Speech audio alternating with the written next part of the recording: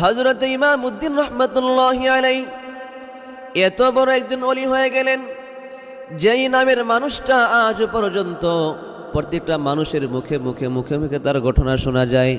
ছোট থেকে নিয়ে বড়, বড় থেকে নিয়ে ছোট, সমস্ত ওলামায়ে কেরাম যার বর্ণনা দিয়ে থাকেন।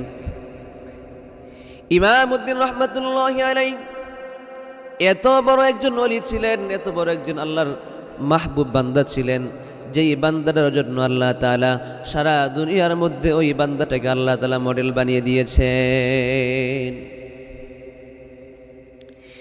কিতাবের মধ্যে আসছে ইমামউদ্দিন রহমাতুল্লাহি আলাইহি যখন মায়ের পেটে ছিলেন, মায়ের পেটে যখন 7 মাস 8 মাস বয়স হয়ে গেল, ইমামউদ্দিনের মা 2 রাকাত নামাজ আল্লাহর কাছে দোয়া করে, ওগো রব্বে করিম, আমার এই সন্তানটাকে তুমি একজন বড় করে হাফেজ বানাও, আলিম বানায়ো।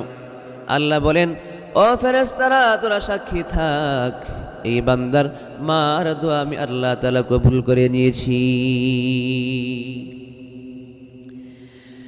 এরে ফেরেশতারা তোরা সাক্ষী থাক, এই দেখ আমার বান্দি আমাকে মোহাব্বত করে ভালোবেসে আমি যে সন্তান দান করেছি, এই সন্তানকে আমার এই বান্দি দুনিয়াতে আসার পর যখন আস্তে আস্তে বড় হবে, এই সন্তানকে দোয়া করে এই সন্তানকে যেন আমি আল্লাহ তাআলা বড় আলেম বানায় দেই, বড় করে হাফেজ বানায় দেই, বড় আল্লাহর ওলি বানায় দেই। আমি এই সন্তানের মার দোয়া আমি আল্লাহ তাআলা কবুল করে নিয়েছি।